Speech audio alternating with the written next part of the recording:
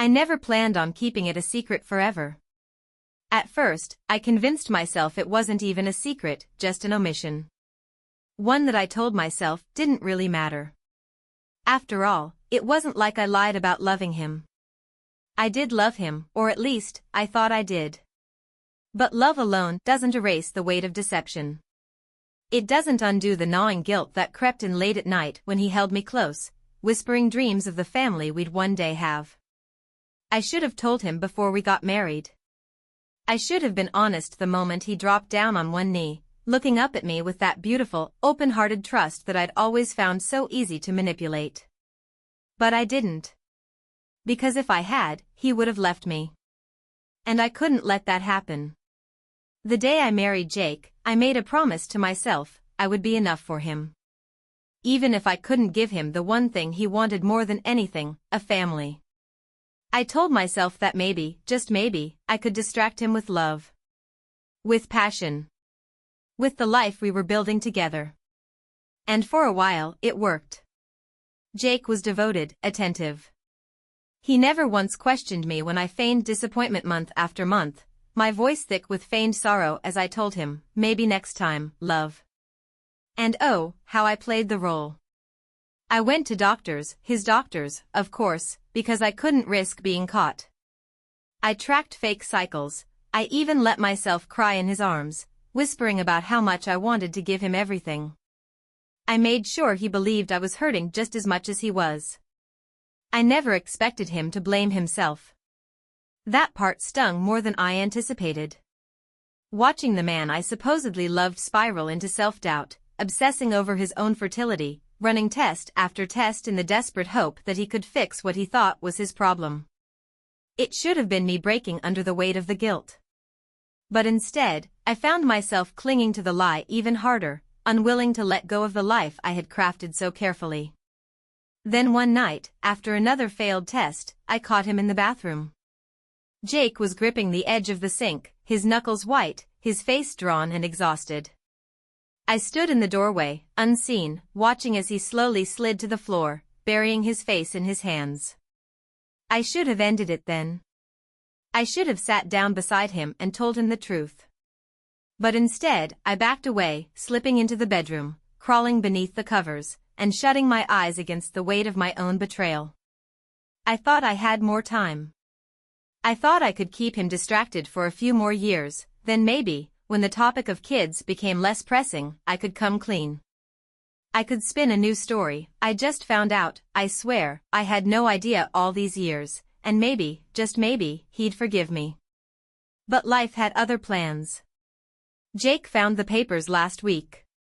I didn't even know they were still in the house. I thought I'd gotten rid of them years ago.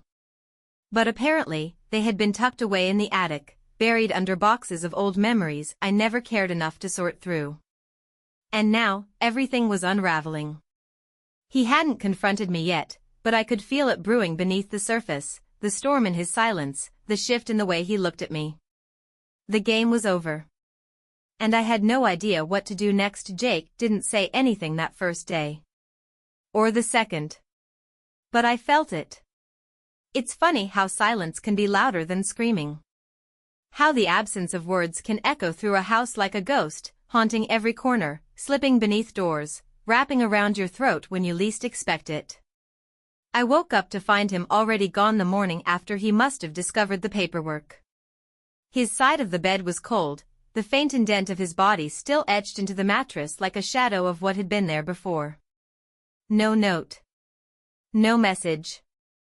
Just gone. I spent the day pretending it was fine. That nothing was different.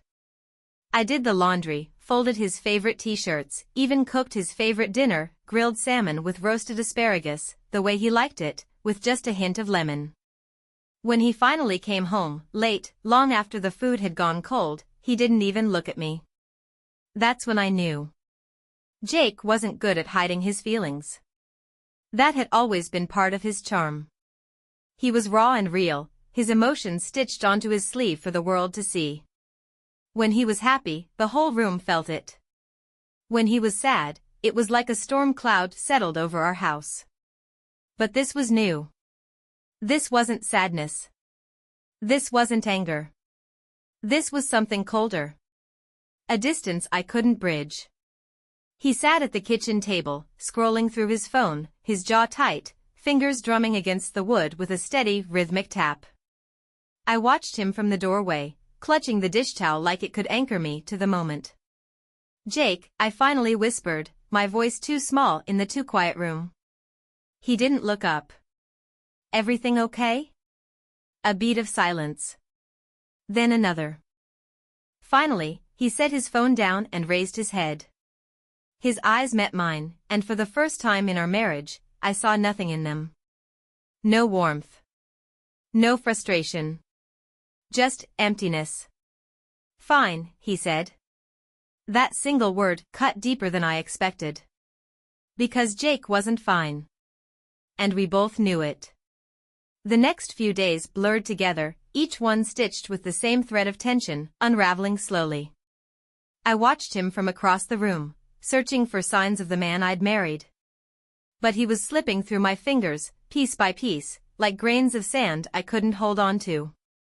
I wondered if he'd confront me. I rehearsed my responses in the mirror, practicing different versions of the truth. "It's not what you think. I was scared to tell you. I thought it wouldn't matter if we were happy. But none of it felt right. Because none of it was true. The truth was uglier. Simpler. I'd lied. Not out of fear. Not out of love. But because I was selfish. I wanted Jake's love without earning it. I wanted the life we had, even if it was built on foundations made of sand." The confrontation came on a Thursday. I'd just stepped out of the shower, steam curling around me, the bathroom mirror fogged over. I was wrapped in a towel, hair dripping, when I opened the door and found him standing there, silent, motionless, holding the papers in his hand. The papers. The crumpled edges, the faint water stain in the corner, proof of my betrayal, tangible in his grip. He didn't say anything at first. Just held them out, his fingers trembling slightly. I didn't take them. Because what was the point? "I found these in the attic," he said quietly, his voice rough, like it hurt to speak. I swallowed, my throat dry despite the moisture still clinging to my skin. "Jake. When were you going to tell me?" I opened my mouth, but nothing came out. Because I didn't have an answer. I wasn't going to tell him. Not really. I'd hoped to bury it so deep beneath years of routine and affection that it would never matter. But it mattered now. "Before we got married," he whispered, his voice trembling. "You'd already done it. Before you even said yes." I nodded slowly, tears stinging the corners of my eyes. "Yes." His face crumpled for just a moment, a flash of pain before he slammed the door shut on it, locking it away where I couldn't reach. "Why?" His voice broke on the word. I didn't know how to answer that. Because why wasn't a simple question. It wasn't a single decision made in a single moment. It was layers of fear and selfishness, stitched together with lies I told myself as much as I told him. So I said the only thing I could. "I'm sorry." Jake laughed, a harsh, brittle sound that didn't reach his eyes. "Sorry," he echoed, shaking his head. "You're sorry?" He crumpled the papers in his fist, his knuckles white. "I spent 2 years thinking I was broken," he whispered, stepping closer. "I went to doctors. I blamed myself. I tracked every number, every test, He stopped, his chest rising and falling with ragged breaths. "And the whole time, it was you." I didn't argue. What was there to say? He stared at me for a long moment, his eyes hollow. Then he turned and walked away. And this time, I wasn't sure he'd come back. The door didn't slam when Jake left. It clicked shut with a soft finality, like the closing of a book, the last page turned without ceremony. Somehow, that was worse. I stood there, dripping water onto the floor, wrapped in nothing but a towel and the crushing weight of what I'd done. I waited for the sound of his car pulling out of the driveway, but it never came. Just silence. Thick, suffocating silence.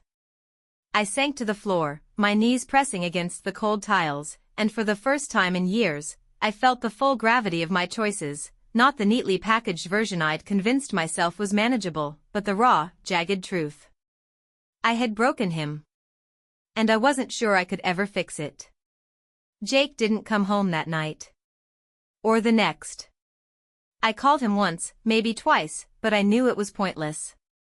The phone rang until it went to voicemail, his familiar, warm voice asking me to leave a message after the beep. I didn't. What could I say? Hey, Jake, just checking in. Wondering how you're processing the fact that your wife has been lying to you since the day you met? Yeah. No. Instead, I wandered through the house like a ghost, touching the edges of our life, the framed photos on the mantel, the coffee mug he always left by the sink, the worn groove on the couch where he liked to sit. Everything felt hollow, like I'd stepped into a museum of someone else's happiness. The bed was the worst. It smelled like him, faint traces of his cologne woven into the sheets, the indentation of his body still fresh on his pillow. I crawled under the covers anyway, burying my face there, hoping to soak in what was left of him before it faded. But memories don't hold warmth. They just remind you of what's missing. By the third day, I started to unravel. I called his sister, pretending I was worried about him. Hey, is Jake with you? I haven't heard from him. I'm just concerned. But the lie tasted bitter on my tongue. She didn't know where he was. Neither did his best friend, Mark. Jake had disappeared, and the more I realized that, the more the walls felt like they were closing in. I wasn't afraid he'd hurt himself. That wasn't Jake. He wasn't fragile. But I was afraid he'd never come back. That was the part one hadn't planned for.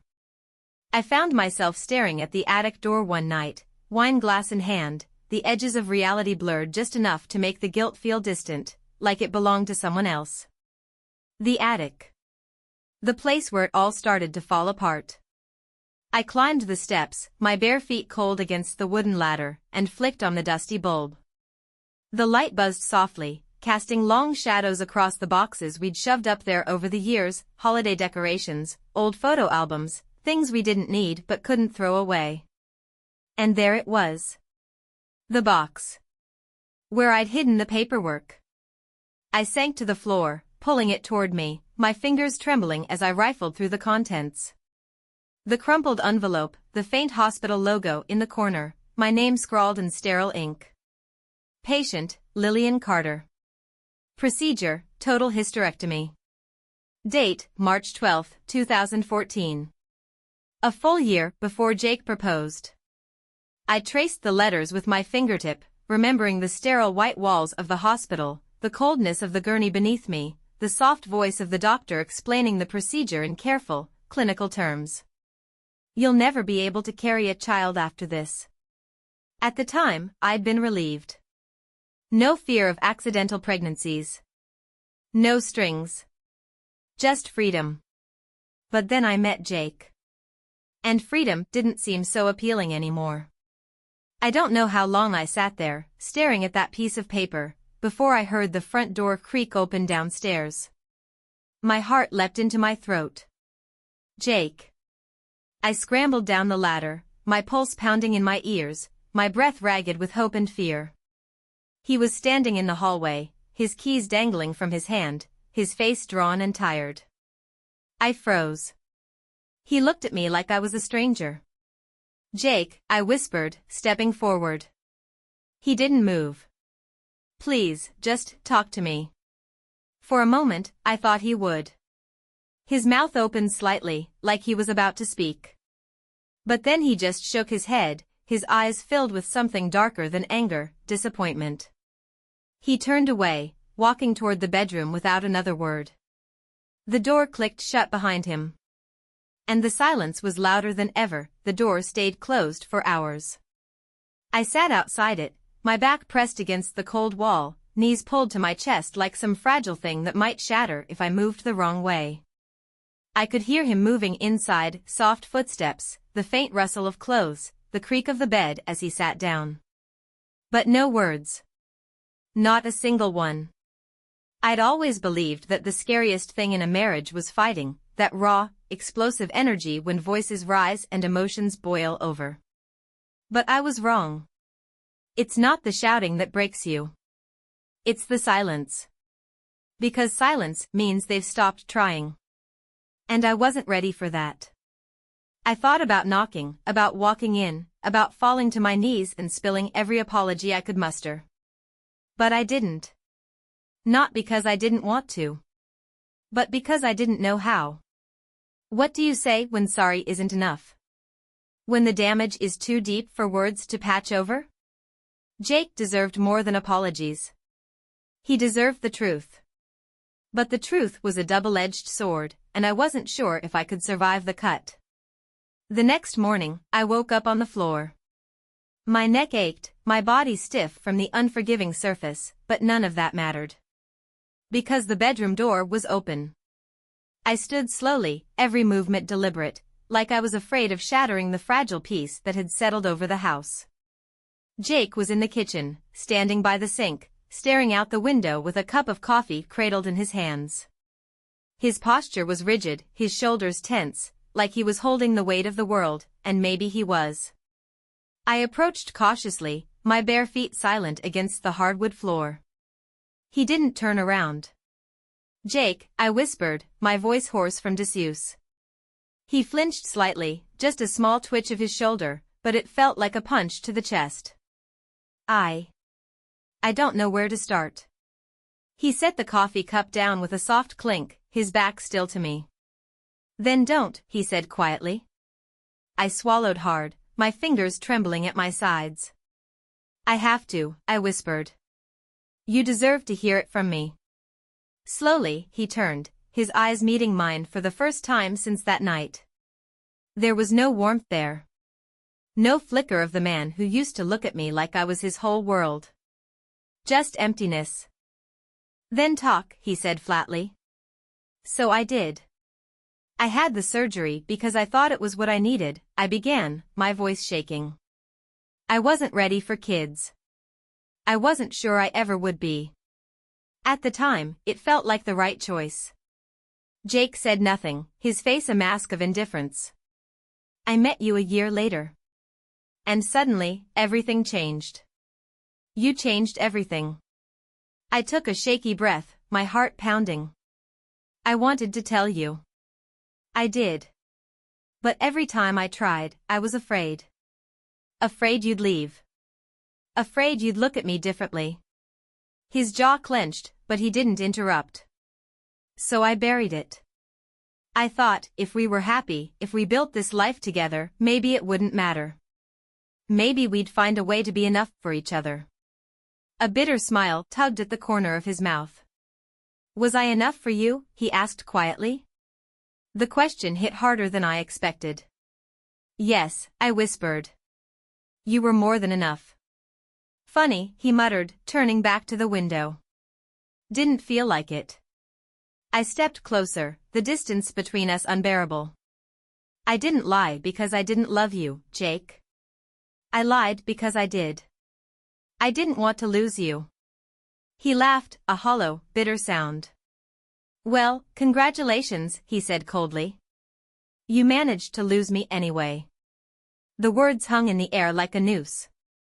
I felt my knees buckle slightly, my hand reaching out to steady myself on the counter.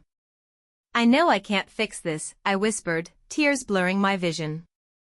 "I know there's nothing I can say that will make it right. But I love you.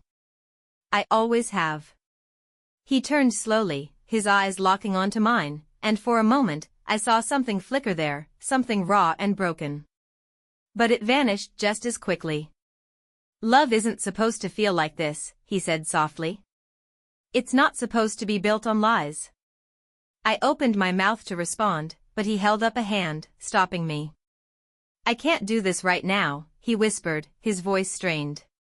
"I need space." And with that, he grabbed his keys and walked out the door. I collapsed onto the floor, my body racked with silent sobs. Because I knew, deep down, I'd just watched the man I loved walk away. And I wasn't sure if he was ever coming back. Jake didn't come back that night. Or the next. The house felt too big without him, the silence pressing against me from every corner, filling spaces that were once warmed by his voice, his laughter, his presence. Now, it was just me, and the echoes of everything I'd destroyed.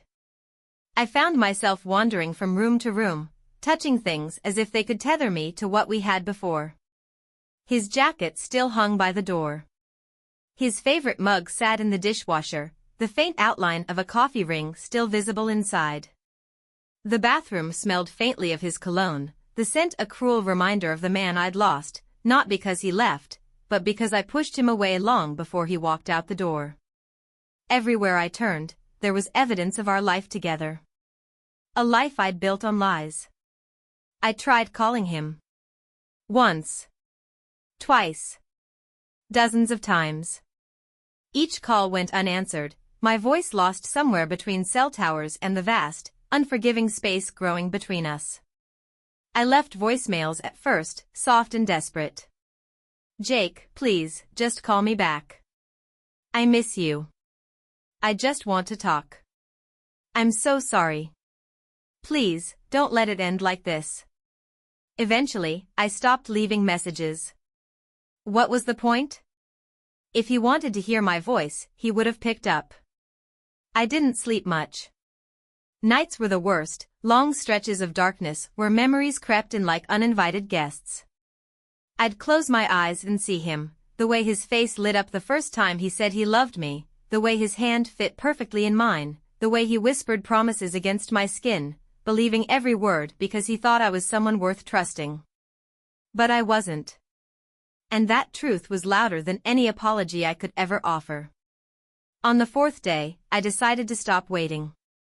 I needed answers. I needed to know if he was ever coming back, or if I was just holding on to the fading echo of a marriage that was already dead. So I got in my car and drove. I didn't have a destination in mind. My hands moved on instinct, turning down familiar roads, following the invisible thread that always seemed to lead me back to him. Eventually, I found myself outside Mark's house, Jake's best friend. His car was parked out front, the engine still warm, a faint glow spilling from the living room window. I sat in my car for a long time, staring at the door, my heart racing. I didn't know what I was going to say. I just knew I had to say something. Mark opened the door after my first knock, his face shifting from surprise to discomfort in a matter of seconds. "Lillian," he said, his voice tight. "Is he here?"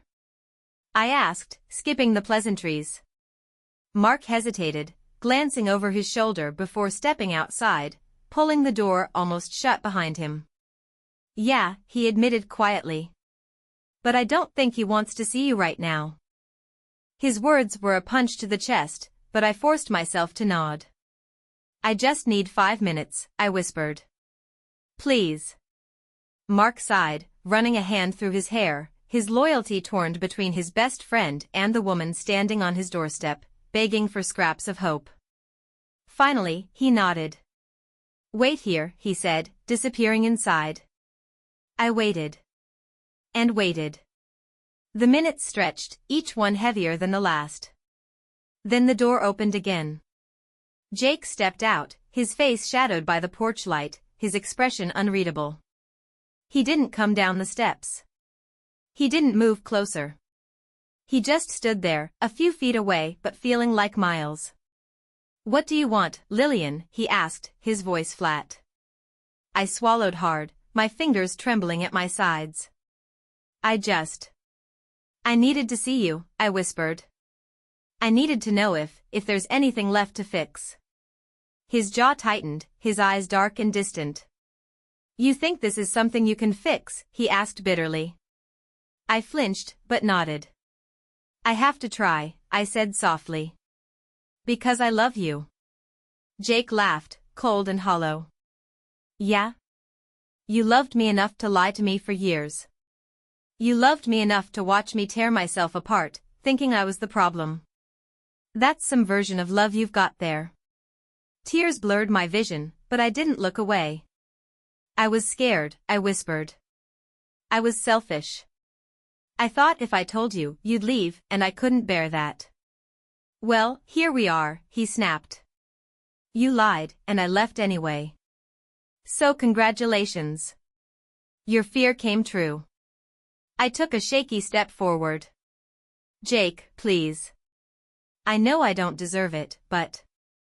You're right, he cut in sharply. You don't.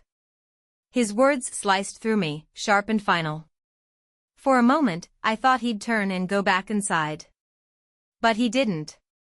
Instead, he took a deep breath, his gaze softening just slightly, not with forgiveness, but exhaustion.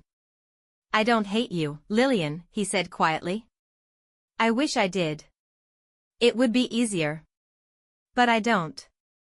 I don't know how to be married to someone I don't trust. I opened my mouth to respond, but the words caught in my throat. Because there was nothing left to say. Jake shook his head, stepping back toward the door. I need time, he whispered. Don't call me again. Then he disappeared inside, the door closing with the softest click. And just like that, he was gone. I stood there for a long time, staring at the door, waiting for something, anything. But nothing happened. No one came after me. No one called my name. It was over. And this time, I felt it in my bones, the drive home was a blur. I don't remember turning the ignition or pulling out of Mark's driveway. I don't remember the streets, the stoplights, or the dark sky stretching endlessly above me. All I remember is the emptiness. A hollow ache lodged deep in my chest, spreading with every mile. Like a wound that wouldn't stop bleeding. By the time I pulled into the driveway, the house felt like a stranger, familiar walls painted with memories I couldn't bear to look at. But I went inside anyway. Because where else was I supposed to go? The house was cold, untouched, as if it had been holding its breath, waiting for me to return. I stood in the doorway for a long time, staring into the darkness, my keys dangling from my hand. Everything looked the same. But nothing felt the same. I dropped my purse by the door, the soft thud echoing louder than it should have. My footsteps felt heavy, dragging me through the motions of a life that no longer fit. I ended up in the kitchen, staring blankly at the fridge. His favorite magnet was still there, a cheesy souvenir from a beach trip we'd taken years ago. Jake and Lillian, forever in the sand, it read, the cheap plastic sun faded from years of exposure. I ripped it off without thinking. It clattered to the floor, the sound sharp and final in the empty space. The days blurred after that. I didn't bother counting them. What was the point? Each one felt the same, a quiet, suffocating, filled with echoes of conversations that would never happen again. I stopped cooking. Stopped doing laundry. Stopped pretending. The house grew messy, cluttered with remnants of a life I no longer knew how to manage. Dirty dishes piled up. Clothes remained scattered where I left them.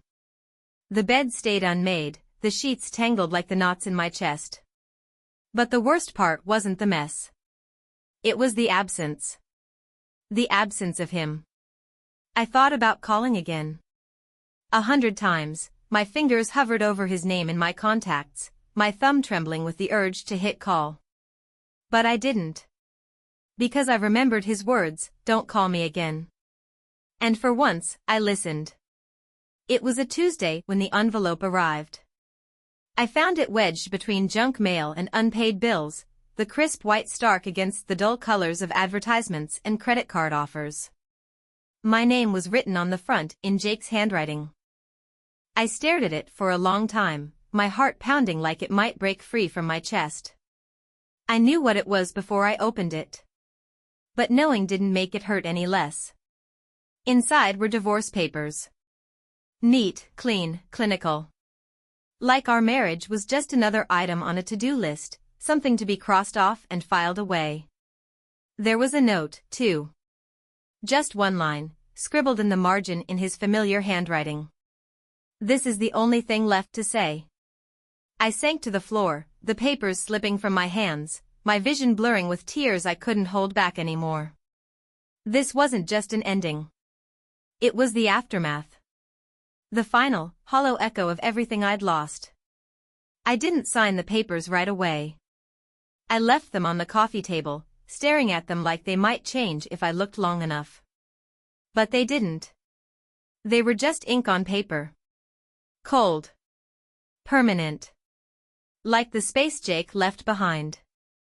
Weeks passed. Or maybe months. Time didn't feel real anymore. I went through the motions, work, errands, sleep, like a ghost wearing my own skin. People stopped asking if I was okay after a while, their concern fading into polite indifference. But I wasn't okay. I was shattered. Not just because Jake was gone. But because I'd been the one to break us. One night, I found myself back in the attic. I don't even remember climbing the ladder, but there I was, surrounded by dusty boxes and forgotten memories. I found our wedding album tucked in a corner, wrapped in an old blanket. I flipped through it slowly, page after page of smiles that felt like lies now. Jake's face stared back at me in every photo, his eyes filled with a love that no longer existed. I traced his face with my fingertip, my chest tightening with the weight of everything I'd destroyed.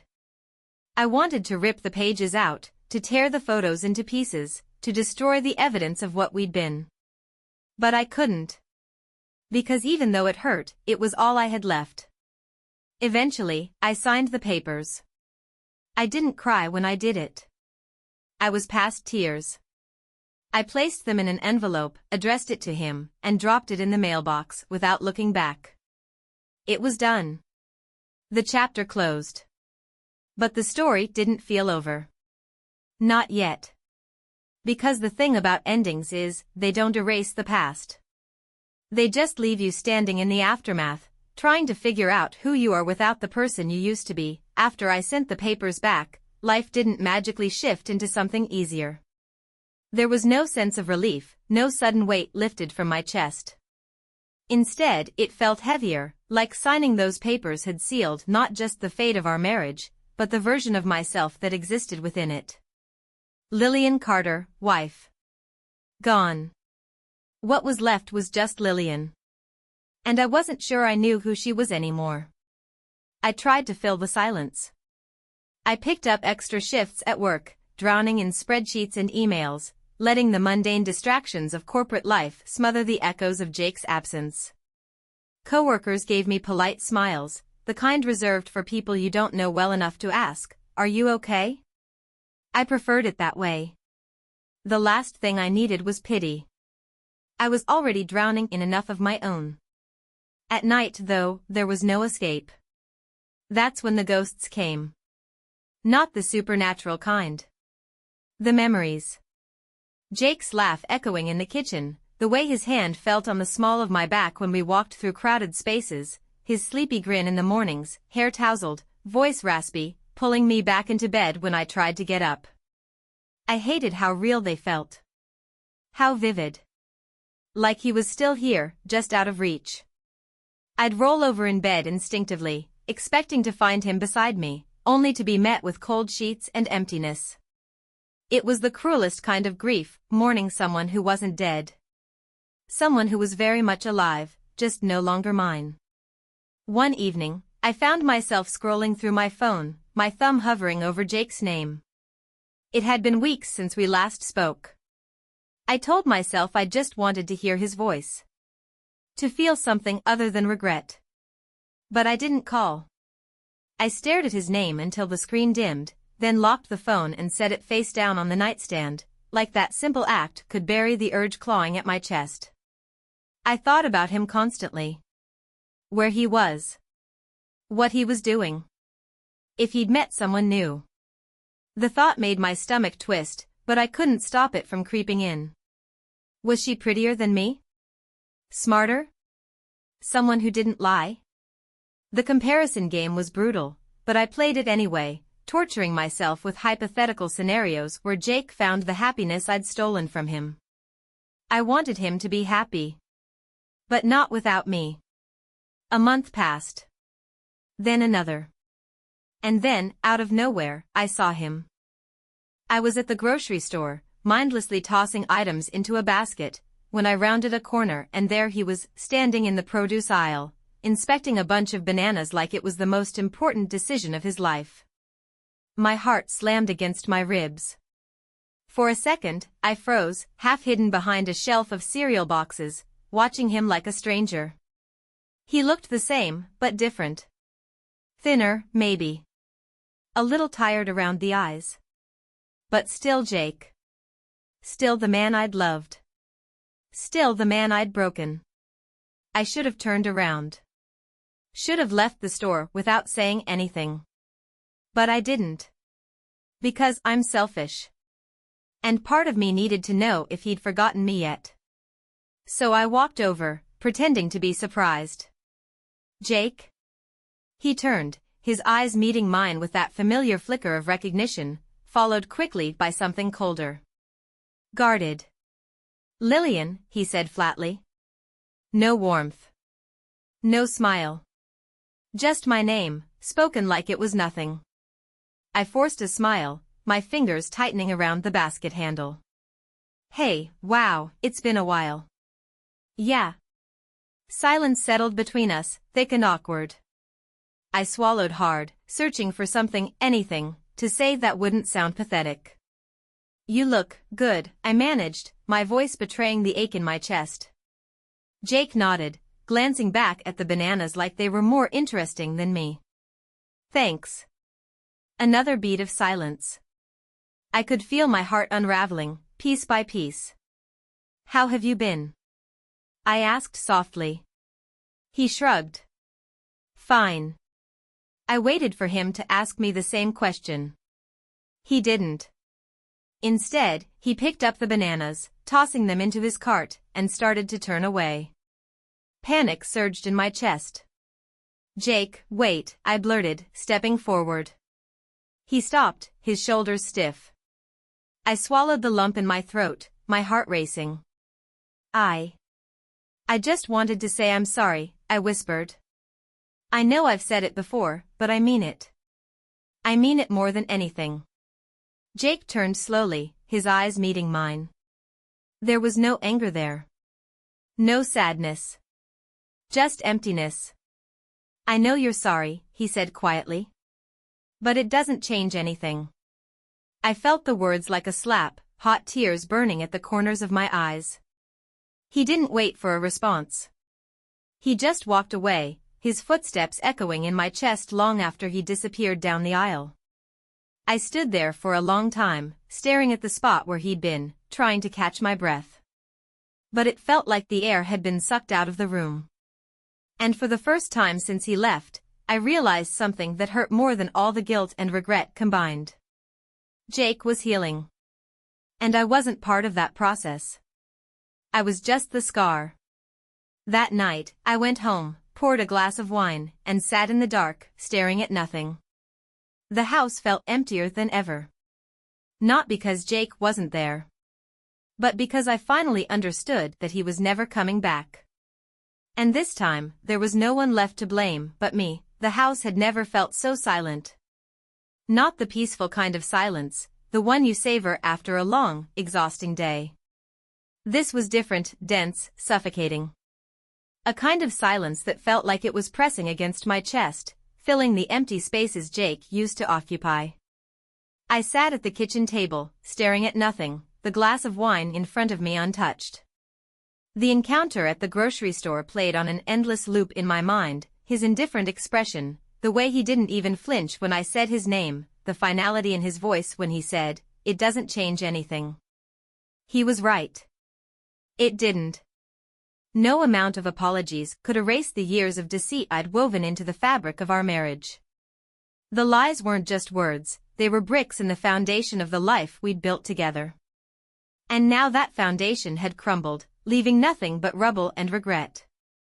I tried to keep busy in the days that followed. I cleaned the house, top to bottom, scrubbing floors and wiping down surfaces with a desperation that bordered on manic. I told myself it was about creating order, but the truth was simpler. I needed control over something. Anything. Because my life, the one I'd shared with Jake, was beyond repair. And for the first time, I couldn't talk my way out of it. I found his old sweatshirt buried at the back of the closet. The gray one with the faded college logo, sleeves frayed from years of wear. He used to wear it on lazy Sundays, stretched out on the couch with a cup of coffee, his hair messy from sleep. I pulled it out, held it to my face, and inhaled deeply, hoping to catch the faintest trace of him. But there was nothing. Just fabric and the ghost of a life that no longer existed.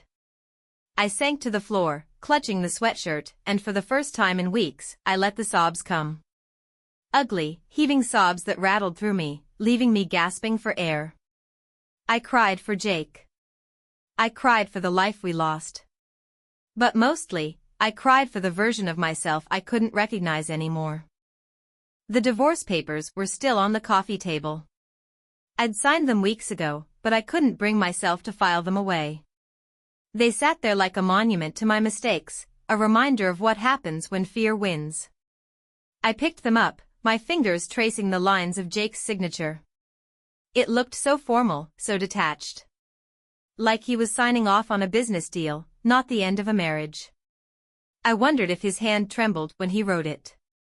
If his heart raced like mine did when I finally scribbled my name on the dotted line. Probably not. Jake had always been steady, even when I wasn't.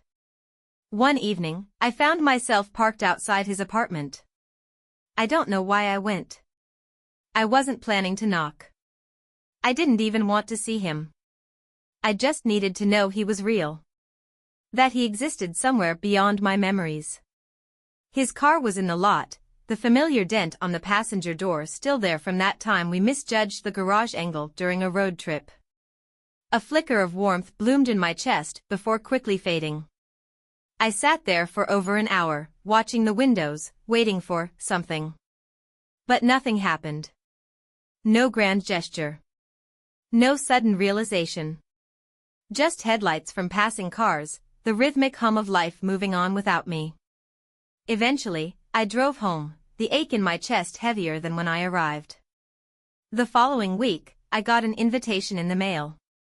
A wedding. Mark's. Jake's best friend. I stared at the embossed lettering, my name neatly printed on the front like I was still part of the world I'd been exiled from. I should have thrown it away. But I didn't. Because part of me wondered, would Jake be there?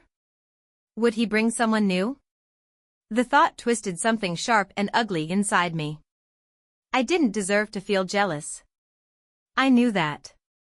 But knowing didn't stop the sting. The night of the wedding, I stood in front of the mirror for an hour, trying on dress after dress, none of them feeling right. Because nothing felt right anymore. In the end, I chose something simple. Black. Elegant. Safe. I told myself I was going for closure.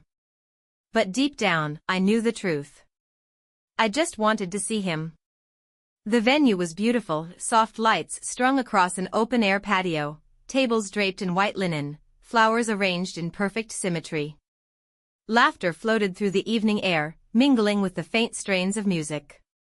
I scanned the crowd as soon as I arrived, my heart racing with every face I passed. And then I saw him. Jake. Standing near the bar, drink in hand, talking to someone. A woman. She was beautiful, effortlessly so. The kind of beauty that didn't need embellishment.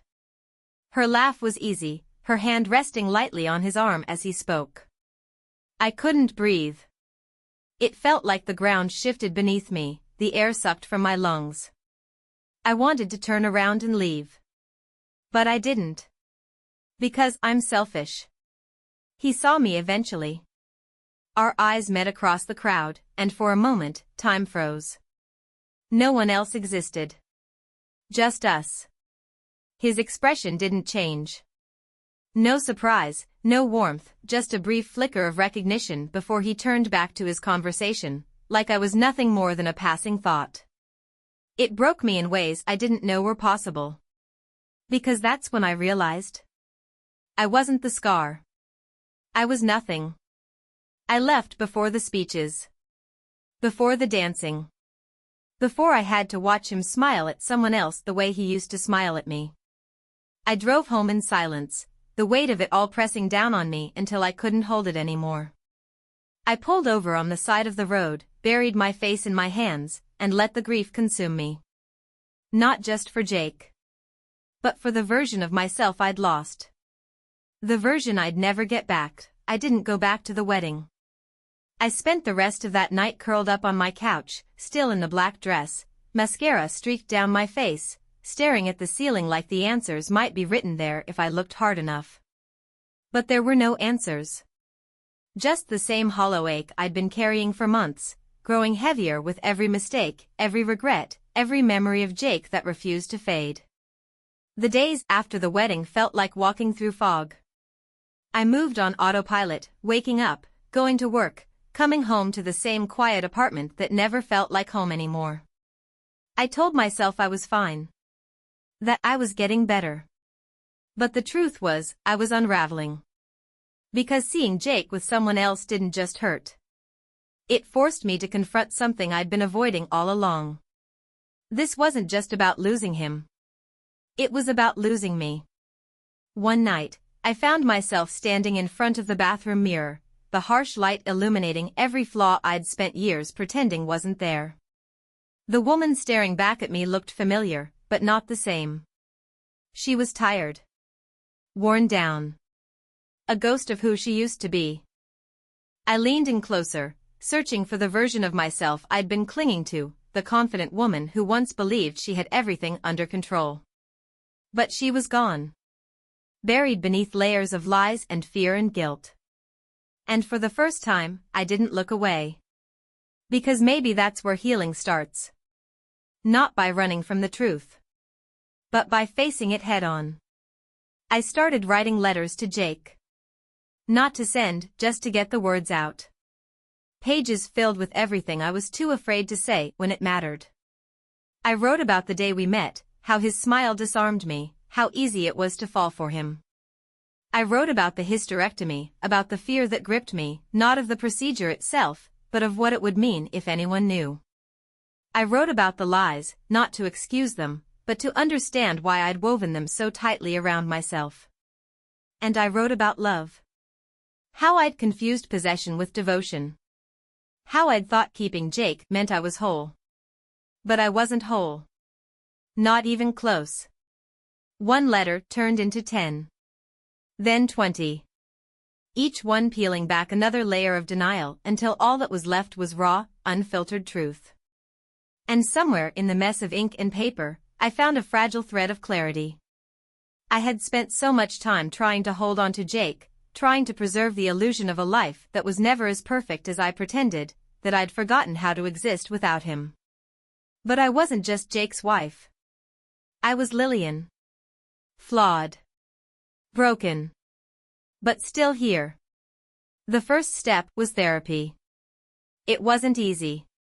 Sitting in a sterile room, facing a stranger while unraveling the worst parts of yourself isn't exactly comforting. But it was necessary. I talked about Jake, of course. But more than that, I talked about me. About the choices I made, the lies I told, and the reasons behind them. I'd spent so long blaming circumstances, fear, insecurity, timing, that I'd forgotten the simplest truth. I made those choices. No one else. Months passed. Seasons changed. And slowly, the ache dulled. Not gone, but quieter. Like a scar, not as painful as the wound, but a reminder of where it once was. I still thought about Jake.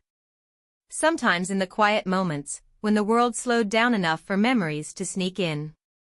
But it wasn't the same sharp, suffocating grief. It was softer. A bittersweet acceptance of what was, and what would never be again.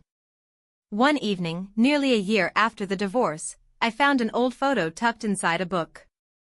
It was from a trip we'd taken early in our marriage, Jake laughing, his arm around me, both of us sunburned and smiling like the world belonged to us. I stared at it for a long time. Not with regret. Not with longing. but with gratitude. Because despite everything, the lies, the pain, the ending, we'd had real moments. Moments that mattered. And nothing could take that away. I didn't reach out to Jake again. Not because I didn't care. But because I finally understood that love isn't about holding on. Sometimes, it's about letting go. Not for them. For you. The last letter I wrote to Jake was different. I didn't pour my heart out. I didn't beg for forgiveness. I simply wrote. Thank you. For loving me when I didn't know how to love myself. I hope you found what I couldn't give you. I hope you're happy. Truly. I never sent it.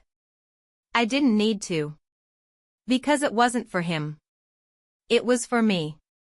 Healing isn't a destination. It's not a milestone you reach, plant a flag, and declare victory. It's a process. Messy. Non-linear. Filled with setbacks and small triumphs that no one else will ever see. But that's okay. Because the point isn't to be perfect. It's to keep going. Even when it hurts. Especially when it hurts. And somewhere along the way, you realize that the life you thought was over is just beginning. It's strange how endings don't feel like you expect them to. I always thought the end of something as big as a marriage would come with some grand finale, a dramatic confrontation, tears, maybe even relief. But the truth is, most endings are quiet. No fireworks. Just the soft echo of a door closing and the realization that no one's going to open it again. And yet, here I am, standing on the other side of that door. Still breathing. Still here. It's been over a year since Jake and I officially ended. It feels surreal to even say that, like I'm talking about someone else's life.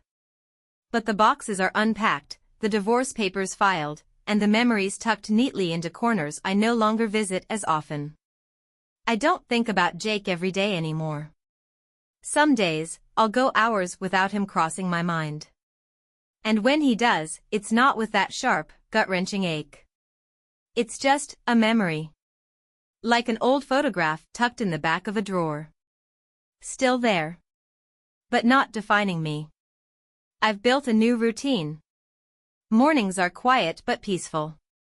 Coffee brewed just the way I like it, no need to make 2 cups or consider someone else's preferences.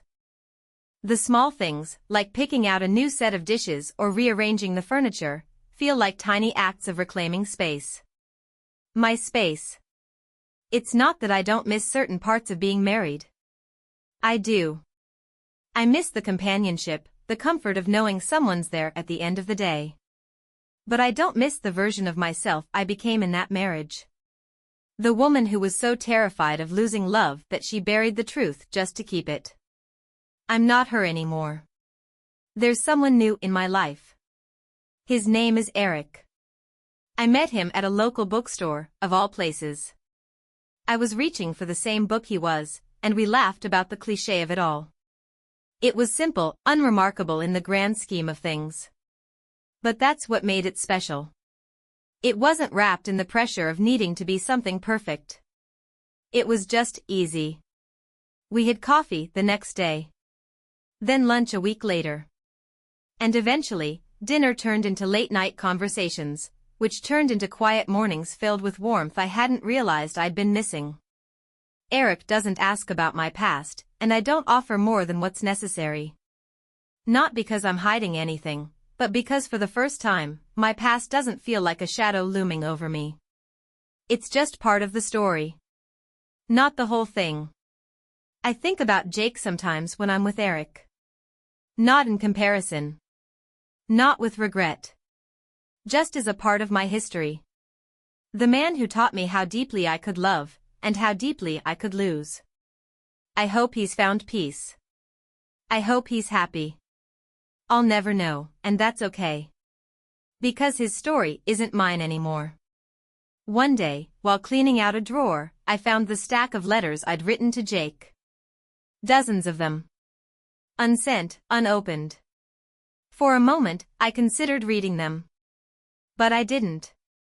Instead, I gathered them up, walked outside, and burned them in a small metal dish on my balcony. I watched the pages curl and blacken, the words disappearing into ash, carried away by the breeze. It wasn't dramatic. It wasn't emotional. It was just necessary. A way to release the weight I'd been carrying, even after I thought I'd let it go. Healing isn't linear. I've learned that the hard way. Some days, you feel invincible, like you've conquered your past and nothing can touch you. Other days, it creeps back in when you least expect it, a song on the radio, a familiar scent, the way someone says a word just like they used to. And for a brief moment, you're there again, standing in the ruins of what was. But the difference now? I don't unpack and live there. I acknowledge it. I feel it. And then I move forward. Eric doesn't know the full story of Jake and me. Maybe someday I'll tell him. Not because he needs to know, but because I want to share it. Not as a confession. Not as an apology. Just as a chapter in the book of my life. A chapter that's over. I'm not defined by the worst thing I've done. Or the worst thing that's happened to me. I'm not just the woman who lied. Or the woman who broke her marriage. I'm also the woman who learned from it.